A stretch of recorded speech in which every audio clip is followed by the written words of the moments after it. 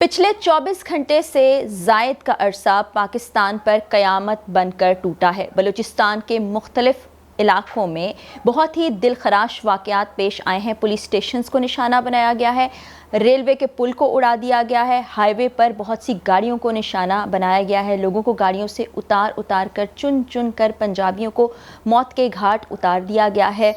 Forces भी ज़द पर हैं इन हमलों की। कितने लोग इसमें जाँ बहक हुए हैं, कितने मिलिटेंट्स को मार दिया गया और कितने फ़ौजी जवान शहीद हुए हैं, यह आज की वीडियो में तफसील से आपको बताने जा रही हूँ।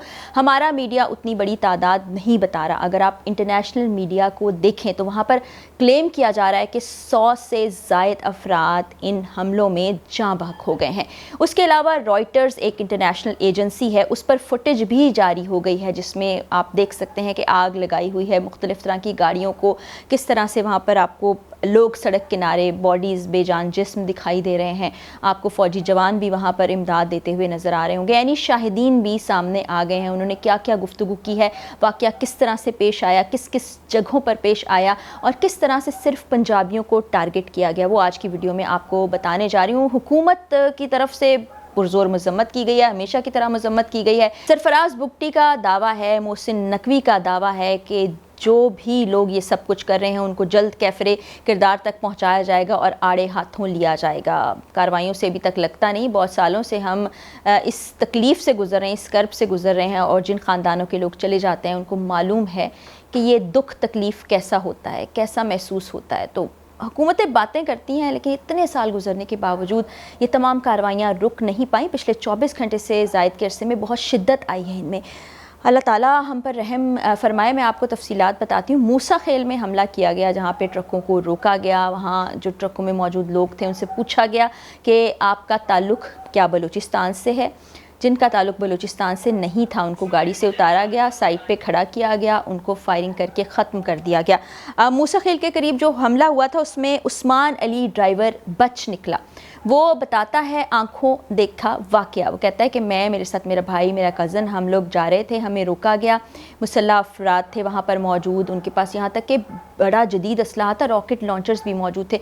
उन्होंने हमसे पूछा कि क्या आप पंजाबी हैं, ID कार्ड चेक किए गए और इसी असना में मैं वहाँ से भागता हुआ निकल आया। बाकी और ट्रक्स को भी रोक रहे थे, गाड़ियों को भी रोक रहे थे। मुझे फायरिंग की आवाज़ बहुत दूर तक आती रही, मैं 1 किलोमीटर तक भागता रहा। उस्मान अली ने बताया कि उनके साथ भाई और कज़न मौजूद थे, एक जाँ बहक हो गया, एक शदीद ज़ख्मी है। इसी तरह बाकी गाड़ियों को भी रोका गया। एक और ख़ातून सामने आई हैं जिन्होंने मस्जिद जो करीब ही वाक़ थी वहाँ पर पनाह ली है। उनका भी बताना यह है कि हमारी गाड़ी को रोका गया, मुसल्लह अफराद वहाँ पर आए, पहले उन्होंने कहा गाड़ी से उतर जाएँ। जब लोगों ने थोड़ी पसोपेश की तो उसके बाद असलहा निकाल लिया गया, गाड़ी से लोगों को उतारा गया, उनसे पूछा गया कि आप पंजाबी हैं।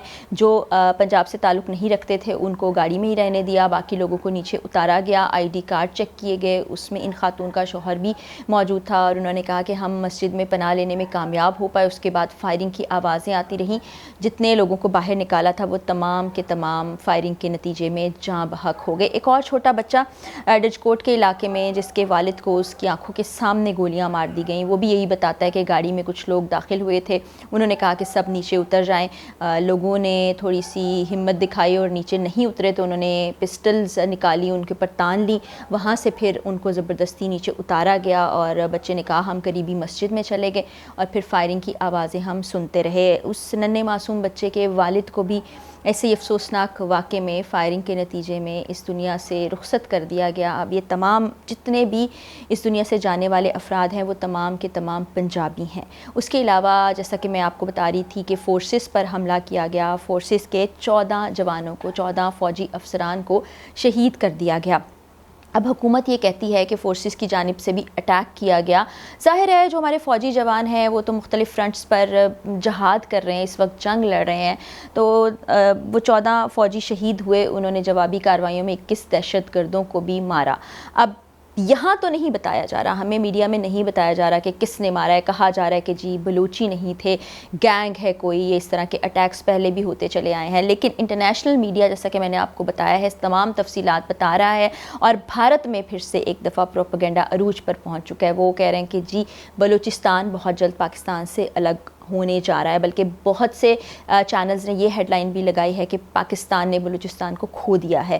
تو یہ اس طرح کی ایکٹیویٹیز میں ہم پہلے بھی اس چیز کا خدشہ ظاہر کرتے رہے ہیں، بلکہ یقینی طور پر یہ کہتے رہے ہیں کہ ہمارا ہمسایہ ملک بھارت بھی ملوث ہے، لیکن مجھے سمجھ نہیں آتا کہ ہماری حکومتیں یہ بات کیوں نہیں کر رہی ہوتی، ہماری فورسز یہ بات کیوں نہیں کہہ رہی ہوتی، کیونکہ حقائق ان کے پاس ہم سے زیادہ 100% اوتھینٹک موجود ہوتے ہیں۔ کیوں کارروائیاں نہیں کی جاتی؟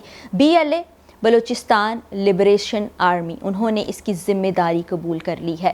آپ کوئی بھی انٹرنیشنل چینل لگا کے دیکھیں، سوشل میڈیا کو کھولیں تو وہاں پر آپ کو مختلف چینلز پر یہ تمام چیزیں نظر آ رہی ہوں گی۔ انہوں نے فوٹیج بھی جاری کی ہے تمام حملوں کی، کس طرح سے لوگ وہاں پر موجود ہیں، ان کو کس طرح سے مارا جا رہا ہے، کس طرح سے ایک دہشت پھیلائی جا رہی ہے لوگوں کے اندر، لوگ خوفزدہ ہیں اور بہت آواز اٹھائی جا رہی ہے سوشل میڈیا پر۔ لوگ کہتے ہیں کہ ہم تمام لوگ بلوچی بہن بھائیوں کی آواز بنتے ہیں، ہم کشمیری بہن بھائیوں کی آواز بنتے ہیں، پورے پاکستان میں جہاں کوئی واقعہ ہوتا ہے ہم ان کے لیے آواز اٹھاتے ہیں، کیونکہ ہم سب پاکستانی ہیں، ہم خطوں میں، حصوں میں، صوبوں میں بٹے ہوئے نہیں۔ لیکن جس طرح سے ڈسکریمنیشن ہو رہی ہے، جس طرح سے چن چن کے پنجابی لوگوں کو مارا جا رہا ہے اور مارا گیا ہے، یہ قابل مذمت بھی ہے، اور پاکستان کے ہر خطے سے، ہر صوبے سے، ہر شہر سے، ہر کونے سے، ہر گلی محلے سے آواز اٹھائی جانی چاہیے۔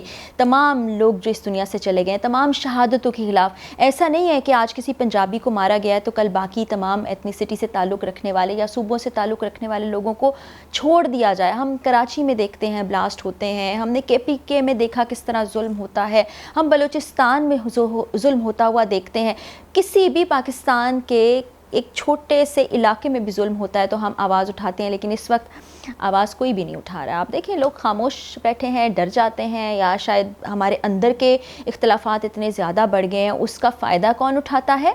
وہ تمام لوگ جو پاکستان کے حصے بکھرے کرنا چاہتے ہیں، جو پاکستان کو توڑنا چاہتے ہیں۔ ایک نقصان ہم نے 1971 میں بھی جھیلا ہے، اس کے پیچھے بھی آپ کو پتہ ہے کون تھا، اور ابھی بھی ہم نقصان کی طرف بڑھتے چلے جا رہے ہیں۔ ان تمام اختلافات کو بھول جانا چاہیے، ہمیں یکجہتی کی طرف آنا چاہیے، قومی یکجہتی ہماری پریورٹی ہونا چاہیے، چاہے وہ ادارے ہوں، چاہے وہ فورسز ہوں، چاہے وہ حکمران ہوں، چاہے وہ سیاستدان ہوں، سب کو ایک پیج پر ہونا چاہیے کہ ملک کو امن کا گہوارہ بنانا ہے۔ اس میں کوئی سندھی، پنجابی، بلوچی، کشمیری نہیں ہے، اس میں سب پاکستانی ہیں۔ آج کوئٹہ میں سرفراز بگٹی اور محسن نقوی نے پریس کانفرنس کی ہے، میڈیا سے بات کی ہے، میڈیا کے سوالوں کے جوابات دیے ہیں، کافی غصے میں بھی دکھائی دیے محسن نقوی اور سرفراز بگٹی۔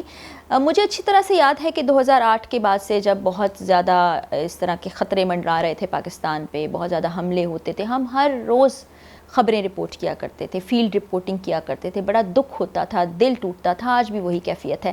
تو سرفراز بگٹی نے کوئی الگ باتیں نہیں کہیں، محسن نقوی نے کوئی الگ باتیں نہیں کہیں، یہ وہی باتیں ہیں، پرانا اسکرپٹ جس کو آپ کہہ لیں، چہرے بدل جاتے ہیں، اسکرپٹ وہی رہتا ہے، کارروائی کوئی نہیں کرتا، آن گراؤنڈ ریالٹیز بدلتی نہیں ہیں۔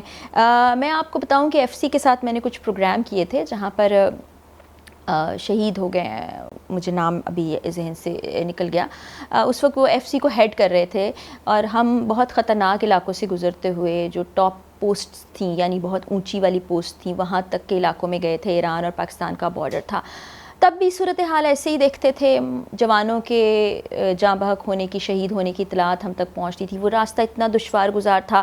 مجھے یاد ہے ATM سے ہم قریب پیسے نکلوانے کے لیے رکے تھے، ہماری گاڑی بوم پروف تھی کہ وہاں پر حملہ ہو گیا ہماری آنکھوں کے سامنے دیکھتے دیکھتے، تو وہاں تو تھوڑے تھوڑے فاصلے پر بلوچستان میں بہت ہی خطرہ ہے۔ کوئٹہ میں رپورٹنگ کی میں نے، جا کے وہاں پر دکھایا کہ کس طرح سے یہ لوگ چھپ جاتے ہیں، کہاں پر، کہاں سے فرار ہو جاتے ہیں۔ جب ہم ایک رپورٹر کی حیثیت سے، ایک اینکر کی حیثیت سے، ایک جرنلسٹ کی حیثیت سے ان جگہوں پر پہنچ سکتے ہیں، تو پھر ہمارے ادارے کیوں نہیں پہنچ پاتے؟ ان کو سب کچھ معلوم ہوتا ہے، پتہ چل جاتا ہے شہر میں جی لوگ داخل ہو گئے ہیں، اب یہ کارروائیاں ہونے جا رہی ہیں، اب ایسا ہو جائے گا، پکڑے کیوں نہیں جاتے؟ خبر آ جاتی ہے، لوگوں تک رسائی کیوں نہیں ہوتی؟ ہمارا سوال ہے، کب تک ہم اسی طرح سے مرتے رہیں گے؟ کب تک خون بہاتے رہیں گے معصوم شہری پاکستان کے؟ کب تک یہ نفرتیں، تعصب جنم لیتے رہیں گے، اور آپ صرف اسی طرح کے بیانات اور رٹا رٹایا اسکرپٹ ہمیں سناتے رہیں گے؟ اللہ تعالیٰ ہم پر رحم کرے، ہمارا حامی و ناصر ہو، یہ حکمران جو باتیں کرتے ہیں اس پر کچھ عمل بھی کر لیں۔ مزید اپڈیٹس کیا رہتی ہیں وہ بھی آپ سے شیئر کروں گی۔ آج کی ویڈیو میں اتنا ہی، اجازت دیجیے، اللہ حافظ۔